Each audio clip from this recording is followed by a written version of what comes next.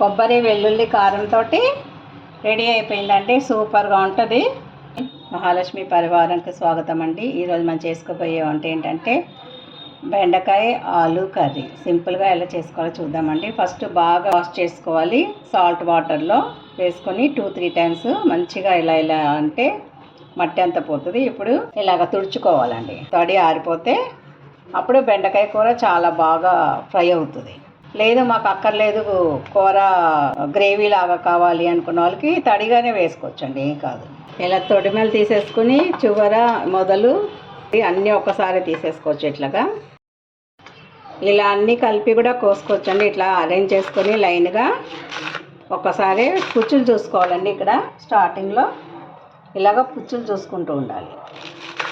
ఈజీగా అయిపోతుందండి. ఒకసారి నీట్గా తుడిచేసుకొని కడిగి వాష్ చేసి తుడిచేసుకొని ఆరబెట్టేసుకొని ఫ్యాన్ గాలికి ఇలా అన్నీ కలిపి ఒకసారి చూసుకుంటూ కట్ చేసినప్పుడు పుచ్చులు ఉన్నాయా లేదా చూసుకుంటూ కట్ చేసేసుకుంటే అయిపోతుంది. ఒక్కసారి అయిపోతుంది, ఈజీగా అయిపోతుంది అన్నమాట. బాణ పెట్టుకొని ముందుగా నూనె వేసుకుందామండి. ముందుగా పచ్చి బంగాళదుంపలు ఉన్నాయి కదా, అవి అది వేపించుకోవాలి. క్రిస్పీగా వేగాలండి. కొంచెం ఉప్పు వేసుకుందాం. దీంట్లో కొంచెం ఉప్పు, పసుపు కూడా వేసుకుందామండి. కొంచెం మెత్తపడాలండి, ఉడికిపోవాలి ముక్క. ఇక్కడే పచ్చిగా తీసుకోకూడదు. బెండకాయ ఫ్రై అయిపోతుంది కాబట్టి దాంట్లో ఉడకదు. కాబట్టి ఇక్కడే మనము మొత్తము ఫ్రై చేసేసుకోవాలి. ఒక 2 మినిట్స్ ఉంచుదామండి.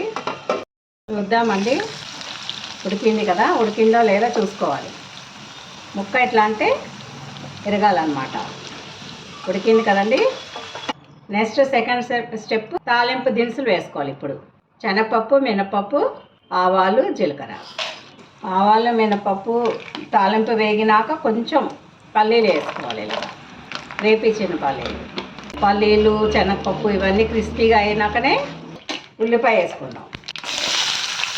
ఒక పెద్ద ఉల్లిపాయ, 5-6 పచ్చిమిరపకాయలు మంచిగా వేగేదాకా మూత పెట్టుకున్నాం. ఒక 2 నిమిషాలు చూద్దామండి. పింకిష్ కలర్లోకి రావాలి. దీంట్లో కరివేపాకు వేసుకుందాం. పసుపు వేసుకుందామండి. ఇప్పుడు బెండకాయ ముక్కలు వేసుకుందామండి. ఫ్రైలాగా కావాలంటే ముందు ఉప్పు వేయకూడదండి. ఉప్పు వేయకుండానే మనము మగ్గించుకోవాలి బెండకాయ ముక్కలు. మూత పెట్టుకుందామండి 5 నిమిషాలు.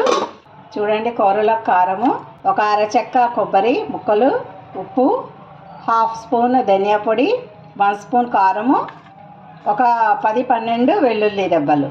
ఇది మిక్సీ వేసుకొని పొడి కొట్టుకొని వద్దాం. ఎంతవరకు వచ్చిందో కూర, ఎంతవరకు మగ్గిందో చూడండి. మొక్క మెత్తపడింది కదా. ఇప్పుడు ఇంకా 5% 10% ఉంది కూర అవ్వడానికి అన్నప్పుడే మనము ఉప్పు వేసుకోవాలి. కారంలో కొంచెం వేసుకున్నాం కదండి, దీంట్లో కూడా కొంచెం వేసుకోవాలి. ముక్కలు సరిపడనంత, అంతే. ఎక్కువ వేసుకోవద్దండి. ఉప్పు వేసుకున్నాక ఇంకా మూత పెట్టకూడదు. ఇలా ఫ్రైలాగా కావాలంటే కొంచెం నాన్ స్టిక్ ప్యాన్స్ అయితేనే మంచిగా, ఐరన్ ప్యాన్స్, నాన్ స్టిక్ ప్యాన్స్లో బాగా వస్తుందండి. మంచిగా వేగిపోయింది చూడండి. ఇప్పుడు ఆలు ముక్కలు వేసుకుందాం. ఆలు ముక్కలు కూడా కలిసిపోవాలి బాగా బెండకాయలో. ఇప్పుడు మూత పెట్టకూడదండి.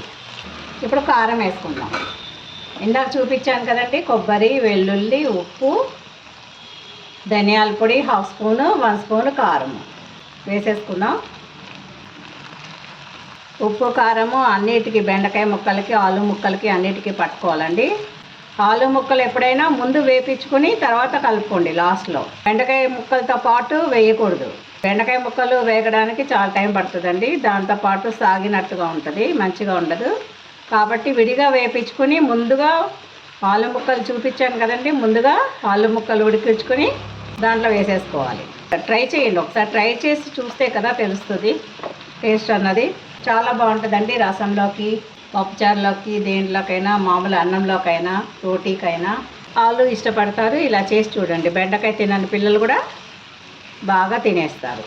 ఒక వెరైటీగా కావాలి అనుకుంటే ఈ విధంగా చేసుకోండి. బెండకాయ ఆలు ఫ్రై కొబ్బరి, వెల్లుల్లి కారంతో రెడీ అయిపోయిందండి. సూపర్గా ఉంటుంది. మీరు కూడా ఒకసారి ట్రై చేసి చూడండి. మీకు కనుక ఈ రెసిపీ నచ్చినట్టయితే లైక్, షేర్ అండ్ సబ్స్క్రైబ్ అండి. ఓకేనండి, బాయ్ అండి. మరో వంటతో కలుద్దాం.